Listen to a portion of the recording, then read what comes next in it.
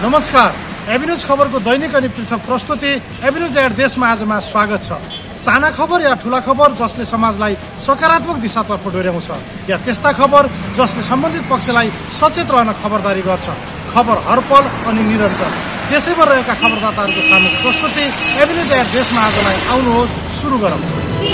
Traffic प्रहरीले सक्रियता बढाएसँगै बागलुङ जिल्लामा जथाभावी रूपमा नियम विपरीत सवारी साधन चलाउने चालक कारबाहीमा परेपछि ट्राफिकले संकलन गर्ने राजस्व समेत वृद्धि भएको छ। जिल्ला ट्राफिक प्रहरी कार्यालय बागलुङले गत आर्थिक वर्षको तुलनामा चालु वर्षको चैत मसान्तसम्म 9% भन्दा बढी राजस्व संकलन गरेको छ। ट्राफिक व्यवस्थापनमा ध्यान दिँदा राजस्व सवारी दुर्घटनामा न्यूनीकरणमा सहयोग र राजस्वमा समेत वृद्धि भएको जिल्ला ट्राफिक कार्यालय बागलुङका प्रमुख प्रहरी निरीक्षक मीन बहादुर खड्काले बताए। चालु वर्षको चैतसम्म 75,91,500 संकलन गरेको कार्यालयले जनाएको छ।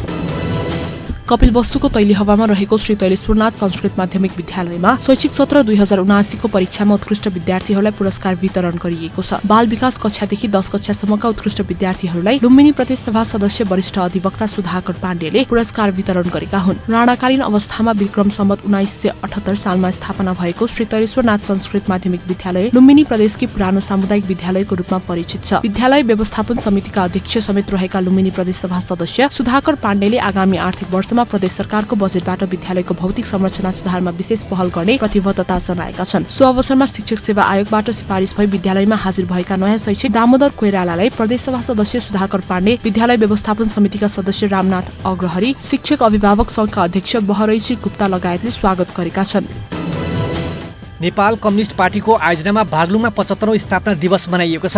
नेपाल कम्युनिस्ट पार्टी धवलागिरी ब्युरोले धवलागिरी क्षेत्रका ज्येष्ठ कम्युनिस्ट नेतालाई सम्मान गर्दै नेपाल कम्युनिस्ट पार्टीले 75औं स्थापना दिवस मनाएको हो। धवलागिरी क्षेत्रमा रहेको कम्युनिस्ट आन्दोलनमा महत्त्वपूर्ण योगदान पुर्याएको भन्दै 9 जना ज्येष्ठ कम्युनिस्ट नेतालाई सम्मान गरिएको छ। यस क्षेत्रको कम्युनिस्ट आन्दोलनमा योगदान गरेका म्याग्दीको बेनी नगरपालिका 6 का ध्रुवलाल सिंह, मालिका गाउँपालिका 3 म्याग्दीका फिल्टर सिंह, म्याग्दीको बेनी नगरपालिका 2 का चन्द्रबहादुर घिमिरे, बागलुङको ताराखोला गाउँपालिका 2 का अमृत घरती मगरलाई सम्मान गरिएको थियो। कार्यक्रममा सम्मानित 9 जनाले आफ्नो भनाइ राखेका थिए। उनीहरूले नेपालका कम्युनिस्ट पार्टीका नेतामा गैर कम्युनिस्ट चरित्र भएको हुँदा कम्युनिस्ट आन्दोलनले पूर्णता पाउन नसकेको भन्दै आलोचना गरेका थिए। सशस्त्र जनयुद्धपछि लोकतन्त्र र गणतन्त्र स्थापना भएपछि नेपालका विभिन्न कम्युनिस्ट पार्टीको नेतृत्व गर्दै पटक पटक सरकारको नेतृत्वमा समेत भए पनि जनअपेक्षानुसारको काम हुन नसकेको बताएका थिए। नेपाली जनता निष्ठावान नेता, कार्यकर्ता, लोकतन्त्र, संविधान र सिङ्गो कम्युनिस्ट आन्दोलनप्रति ठूला कम्युनिस्ट पार्टीले नै गद्दारी गरेको आरोप लगाएका छन्। कार्यक्रम नेपाल कम्युनिस्ट पार्टीको केन्द्रीय सदस्य तथा धवलागिरी इन्चार्ज बी किरण छेत्रीको अध्यक्षता, बागलुङ इन्चार्ज क्रान्तिको स्वागत र म्याग्दी इन्चार्ज उषा सिंहले गरेकी थिइन्। श्री तैलेश्वरनाथ संस्कृत माध्यमिक विद्यालयका शिक्षक कर्मचारीहरूले विद्यालय सेवा क्षेत्रभित्र विद्यार्थी भर्ना अभियान सञ्चालन गरेका छन्। विद्यालय सेवा क्षेत्रभित्रका कपिलवस्तु नगरपालिकाका विभिन्न वडाका गाउँहरूमा गई विद्यार्थीहरूलाई अनिवार्य रूपमा विद्यालयमा लैजान घर दैलो तथा प्रचार प्रसार गरेका छन्। अभियानका क्रममा विद्यालय जाने उमेर सुरु भएका, विद्यालय छाडेका र तल्लो तह उत्तीर्ण गरेका विद्यार्थीहरूलाई घर घरमा गई भर्ना समेत गर्ने गरिएको विद्यालयका प्रधान अध्यापक पुजारी प्रसाद खुर्मीले बताए। भर्ना अभियानका क्रममा केही विद्यार्थीहरूले विद्यालय छोडेको, विद्यालयमा निरन्तरता नदिएको अवस्था भेटिएकोमा विद्यालयका प्रधान अध्यापक पुजारी प्रसाद खुर्मी नेतृत्वको शिक्षक टोलीले विद्यार्थीहरूको अध्ययनलाई निरन्तरता दिन अभिभावकहरूमा सचेतना जगाएका थिए। आर्थिक वर्ष 2079-80 को बजेट अन्तर्गत बेथानचोक गाउँपालिकाको आन्तरिक स्रोतबाट पनौती नगरपालिका सिमाना पाटी खर्क हुँदै चलाल, गणेशस्थान, आलुबारी पाटी, मुसी खोल्सासम्म सडक कालोपत्रे र ढलानको काम अगाडि बढेको छ। करिब 9 करोड लागत अनुमान गरिएको सडक कालोपत्री योजनामा श्री जोशीजी घिमिरे जेभी निर्माण कम्पनीले 5 करोड 50 लाखमा ठेक्का लिएको हो। मुख्य सडक कालोपत्री भइसँगै बेथानचोक गाउँपालिका केन्द्रदेखि पनौती भएर आवतजावत गर्ने सवारी साधनको आवागमनमा सहजता हुनुका साथै च्याम्राङ बेसी महाङ्काल बागमती हुँदै प्रदेश राजधानी हेटौडा जोड्ने सडक सञ्जालमा सहजता पाउने स्थानीयले बताएका छन्। सो सडक ठेकेदार कम्पनीले आगामी जेठ 25 भित्रमा निर्माण सम्पन्न गरिसक्नुपर्नेछ।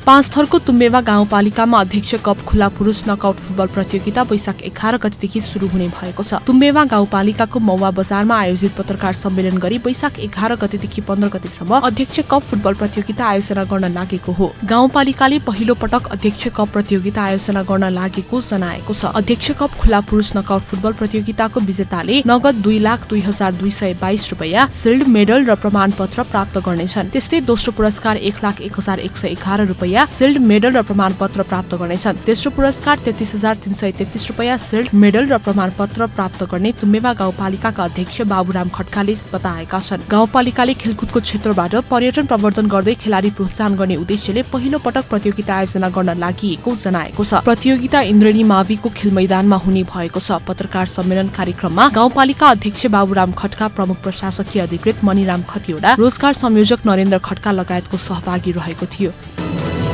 सरकारले भू उपभोग ऐन लागू गरिसकेपछि देशका 753 वटै पालिकाले जग्गा वर्गीकरणको अधिकार पाएका छन्। पालिकाहरूले आफ्नो पालिकाभित्रको जग्गाको वर्गीकरण छुट्याई भूमि व्यवस्थापन तथा अभिलेख विभागमा निर्णय पठाउनु पर्ने विभागले स्वीकृत गरी भूमि व्यवस्था तथा गरिबी निवारण मन्त्रालयमा पठाई राजपत्रमा प्रकाशित भए पश्चात मालपोत कार्यालयबाट जग्गा किताकाटको काम हुने व्यवस्था छ। तर अछामका 10 वटै पालिकाले भने विभागको निर्देशन बमोजिम जग्गा वर्गीकरणको कामलाई अगाडि बढाउन सकेको छैन, जसको कारण गत वर्ष असार महिनाबाट अहिलेसम्म अछाममा जग्गा खरिद बिक्रीमा समस्या भइरहेको छ। जिल्लामा वर्षौसम्म पनि जग्गा खरिद बिक्री नहुँदा जग्गाको कारोबार गर्ने व्यक्तिहरू मारमा परेका छन्। जग्गाको कारोबार शून्य छ। मालपोत कार्यालयबाट संकलन हुने शुल्क बापतको राजस्वमा दोब्बरले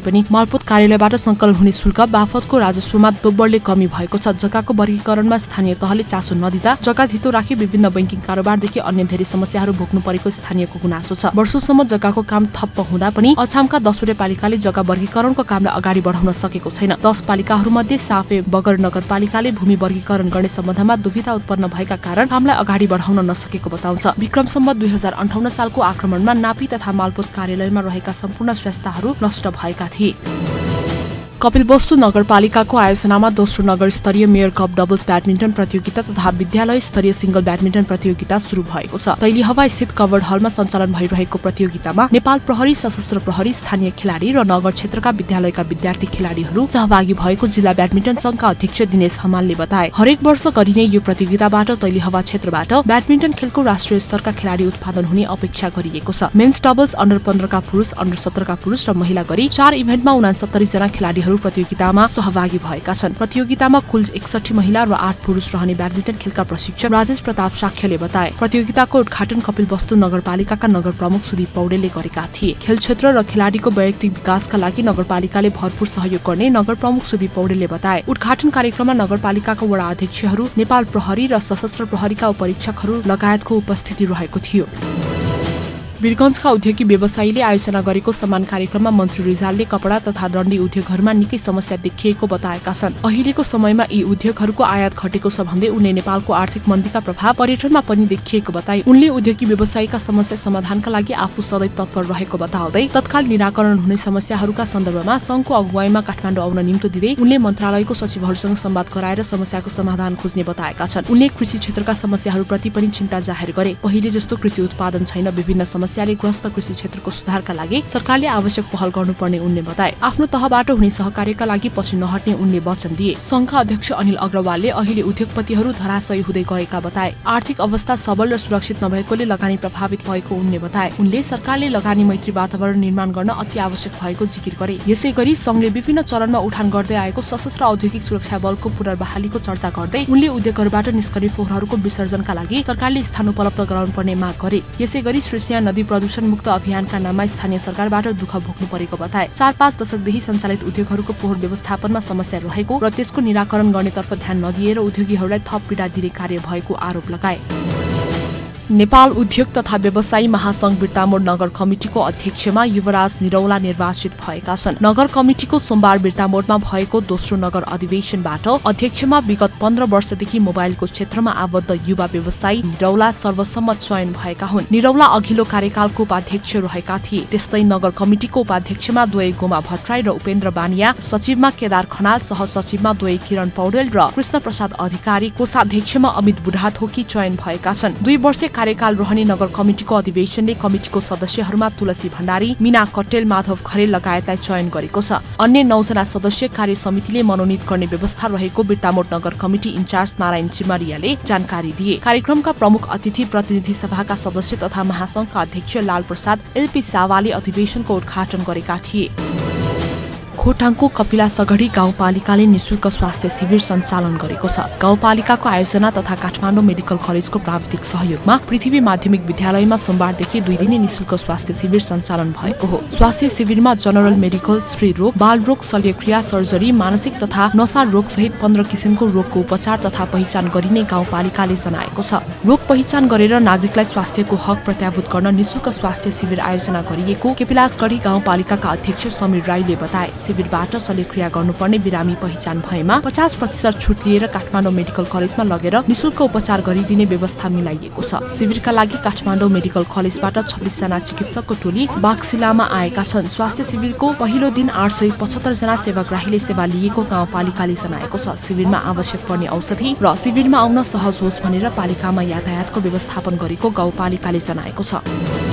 नेपालमा उत्पादन हुने विभिन्न कम्पनीका आइसक्रिम उद्योगहरूले सीमावर्तीमा सामान्य रोजीरोटी गर्ने युवाहरूलाई रोजगारी सृजना गरे तापनि नेपाली युवाहरूले सोचे अनुरूप आमदानी नभएपछि उनीहरूको व्यवसाय धरापमा परेको छ। पछिल्लो समय सीमा क्षेत्रमा रहेको चोपराहा बोर्डर, मायागञ्ज, नौचा, आमगाछी, बलङ्गा, सिक्टी लगायतका क्षेत्रबाट भारतमा उत्पादन हुने आइसक्रिमहरू लिएर नेपालको रङ्गेली स्थित संसारी मन्दिर दरबेसा, दाइनिया, कर्सिया, आमबाडी, झुर्किया, रामचोक लगायत स्थानमा भारतबाट अवैध रूपमा नेपाल प्रवेश गरेर सस्तो मूल्यमा आइसक्रिम बिक्री वितरण गरिरहँदा यहाँका साना व्यापारीहरूलाई समस्या परेको छ। सीमामा खटिएका सशस्त्र प्रहरीहरूको लापरवाहीका कारण साना व्यापारीहरू मर्कामा पर्ने गरेको रङ्गेलीका साना व्यापारी कुमुद रमानीले बताए। सीमा क्षेत्रमा खटिएका सशस्त्र प्रहरीको लापरवाहीका कारणले गर्दा नेपाल सरकारलाई कर तिरेर नेपालमा उत्पादन गरेर साना व्यापारीहरूले खरिद गरेर सीमा क्षेत्रमा बिक्री वितरण गर्ने गरे तापनि भारतीय आइसक्रिम व्यापारीहरूले सशस्त्र प्रहरीको मिलोमत्तोमा नेपाल प्रवेश गरेर सस्तो मूल्यमा बिक्री वितरण गरेको कारण आफूहरूलाई ठूलो समस्या परेको व्यापारीहरूले बताए।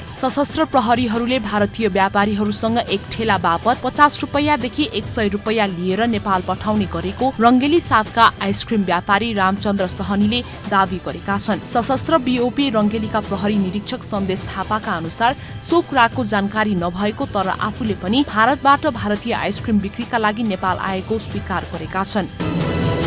माहुरी पालनको प्रचुर सम्भावना रहेको पर्वतमा माहुरी पालन गरेर आमदानी गरिरहेका किसानहरूले महको बजारीकरणका लागि मान्यता प्राप्त लेबलिङ र प्याकेजिङको माग गरेका छन्। दशकौंदेखि सेराना जातको माहुरी पालेर मह उत्पादन गरिरहेका किसानले महको अन्तर्राष्ट्रिय बजारको लागि सरकारी तवरबाट लेबलिङ र प्याकेजिङको माग गरेका हुन्। माहुरी पालन व्यवसाय ज्यामितीय रूपमा विस्तार हुने र ग्रामीण भेगमा विस्तारको सम्भावना धेरै भएर पनि अन्तर्राष्ट्रिय बजारको सुनिश्चितता नहुँदा व्यवसाय विस्तारमा चुनौती भएको माहुरी पालक किसानहरूले बताएका हुन्। 10 वर्षदेखि माहुरी पालन गर्दै आएका पलेवास नगरपालिका 10 का मदन चापागाईले सरकारी तवरबाट मान्यता पाउने लेबलिङको सम्म व्यवस्था भएमा उत्पादन बढाउन सकिने बताए। यो वर्ष लामो समय वर्षा नहुँदा फूल कम फुल्ने र फूल फुल्ने हिउँदे खेती, तोरी लगायतको खेतीको क्षेत्रफल घट्दा चरण कमीले मह उत्पादन घटेको हो। माहुरी पालनबाटै गत वर्ष 150 कोला र 3 क्विन्टल मह बिक्री गरेकोमा यो वर्ष घटेको चापागाईले बताए। तनहुँ जिल्लाको प्रसिद्ध ऐतिहासिक धार्मिक तीर्थस्थल छाब्दी बाराही मन्दिरमा श्रद्धालु भक्तजनहरूको भीड़ लागेको छ। दैनिक 5000 देखि 7000 सम्म भक्तजनहरूको भीड़ लाग्ने गरेको मन्दिर संरक्षण समितिले जनाएको छ। स्वदेशी तथा विदेशी आन्तरिक एवं बाह्य धार्मिक पर्यटकहरूको उत्साहजनक सहभागिताका कारण स्थानीय स्तरमा उत्पादित वस्तुहरूले बजार पाउने गरेको छ। विशेष गरी लमजुङ, गोर्खा, चितवन, कास्की, मनाङ, काठमाडौँ र भारतीय मूलका हिन्दू धर्मावलम्बीले आफ्नो मनोकामना पूरा हुने र भएपछि यस मन्दिरमा आउने गरेका छन्। तनहुँ जिल्लाकै प्रमुख पर्यटकीय तीर्थस्थल छाब्दी बाराही मन्दिरमा विशेष गरी विद्यालय उमेर समूहका विद्यार्थीहरू आफ्नो पठन पाठनमा सकारात्मक परिवर्तन आओस् भनेर भाकल तथा दर्शनका लागि आउँछन् भने युवा युवतीहरू नेपाली, भारतीय र ब्रिटिश सेवामा जागिर खानका लागि पाउने र कोही युवा युवती भने अमेरिका, अस्ट्रेलिया, जापान, क्यानाडा जस्ता महत्वपूर्ण आय हुने विदेशी मुलुकमा रोजगारी र अध्ययनका लागि भाकल गर्न र भाकल पूरा भएपछि जाने गरेका छन्। अझ रोचक प्रसंग त झन् विभिन्न राजनैतिक दल उम्मेद्वारहरू आफूले चुनाव जित्न सकु भनेर भाकल गर्न आउने गरेको पाइन्छ। गुल्मीको मुसिकोट नगरपालिकामा महोत्सव मनाइएको छ। मुसिकोट नगरपालिका अन्तर्गत 8 र 9 मा रहेको सालिमे स्मार्ट कृषि गाउँ मौरी पकेट समूहको आयोजनामा उक्त महोत्सव कार्यक्रमको आयोजना गरिएको हो। कृषि ज्ञान केन्द्र गुल्मीको सहयोगमा जिल्लाको मुसिकोट नगरपालिकामा मौरी स्मार्ट गाउँ कार्यक्रम लागू भएपछि यहाँका 50 घर परिवार कृषकहरू व्यावसायिक मौरी पालनतर्फ आकर्षित बनेका हुन्। गत 3 वर्ष अघि मौरी स्मार्ट कार्यक्रम लागू भएपछि त्यहाँका कृषकहरूले व्यावसायिक रूपमा मौरी पालन गर्दै आइरहेका छन्। मौरी पालन व्यवसायलाई आधुनिकीकरणसँगै महलाई विविधीकरण गरी त्यसको व्यावसायीकरण प्रवर्धन गरी गुल्मी जिल्लालाई महमा आत्मनिर्भर बनाउने उद्देश्यले जिल्लामा पहिलो पटक मह उत्सव गरिएको सालिमे स्मार्ट कृषि गाउँ कार्यक्रमका अध्यक्ष चुमा घरती मगरले बताए। सालिमे मौरी स्मार्ट गाउँ कार्यक्रमका लागि कृषि ज्ञान केन्द्र मार्फत 4 वर्षको अवधिमा 1,25,00,000 रुपैयाँ अनुदान उपलब्ध गराउने कार्यक्रम रहेको कृषि ज्ञान केन्द्र गुल्मीका प्रमुख नवराज भण्डारीले जानकारी गराएका छन्। सालिमे मौरी स्मार्ट समूहले पहिलो वर्षलाई आधार वर्ष, दोस्रो वर्षलाई मह वृद्धि वर्ष, तेस्रो वर्षलाई मह उत्सव र चौथो वर्षलाई मह निर्यात वर्षको रूपमा व्यवस्थित कार्य योजना तय गरेको छ। कार्यक्रममा प्रदेश सभा सदस्य डिलीराज भूषाल, जिल्ला समन्वय समिति प्रमुख दोर्ण खत्री, मुसिकोट नगरपालिकाका पूर्व नगर प्रमुख सोमनाथ सापकोटा, नगर उपप्रमुख गंगा श्रेष्ठ, प्रमुख प्रशासकीय अधिकृत विनोद कुवर लगायतका व्यक्तिहरूले मुसिकोटलाई मह पर्यटकीय स्थलको रूपमा विकास गर्नुपर्नेमा जोड दिएका थिए।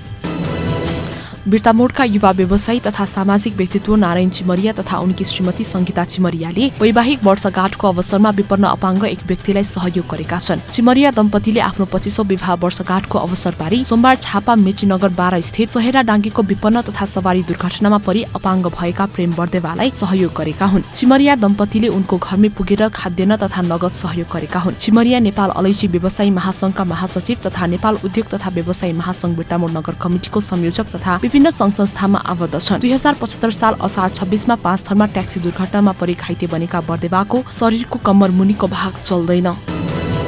जन्तेढुङ्गा गाउँपालिका र जन्तेढुङ्गा खेलकुद विकास समितिले आयोजना गरेको सर्वाधिक राशिको प्रथम जन्तेढुङ्गा आमन्त्रित गोल्ड कप फुटबल प्रतियोगिता सुरु भएको छ। फुटबल खेलको विकास गर्दै व्यावसायिक खेलाडी उत्पादन गर्ने उद्देश्यले गाउँपालिकाको केन्द्र चिसापानी स्थित खर्क खेल मैदानमा आयोजना गरिएको गोल्ड कप प्रतियोगिता जिल्लाकै सर्वाधिक राशिको गोल्ड कपको प्रतियोगिता सोमबारदेखि सुरु भएको हो। विभिन्न 8 समूहका खेलाडी सहभागितामा प्रथम पुरस्कार राशि 2,55,500 र मेडल र प्रमाणपत्र रहेको छ। प्रतियोगिताको दोस्रो पुरस्कार 1,55,500 ट्रफी, मेडल र प्रमाणपत्र रहेको गाउँपालिका जनाएको छ। गोल्ड कपमा सेमिफाइनलिस्ट 2 टोलीले नगद 50,000 का साथमा मेडल र प्रमाणपत्र प्राप्त गर्ने आयोजकले जानकारी दिनुभएको छ। प्रतियोगितामा सर्वाधिक गोलकर्ता, उत्कृष्ट गोलरक्षक र उत्कृष्ट डिफेन्डरलाई नगद 10,000 तथा म्यान अफ द म्याचलाई नगद 5,000 प्रदान गरिने आयोजकले जनाएको छ। गोल्ड कप सञ्चालन गर्न 30 लाख बढी खर्च लाग्ने अनुमान गरिएको आयोजकले जनाएको छ। गोल्ड कपमा सहभागी खेलाडीहरूका लागि खाना, बास तथा आवत जावतको व्यवस्था गरिएको जनाइएको छ। देशकै खबर अनि खबर भित्रको खबर खोज्ने हाम्रा खबरदाताहरूको सामूहिक प्रस्तुति एभिन्यूज एआर देशमा आज हामी त्यस्ता खबरलाई ध्यान दिन्छौँ जुन खबर ओझेलमा परेको छ र बन्न सक्छ खबर। एभिन्यूज एआर देशमा आजको लागि यति नै। भोलि फेरि यही समयमा उपस्थित हुने नै छौँ।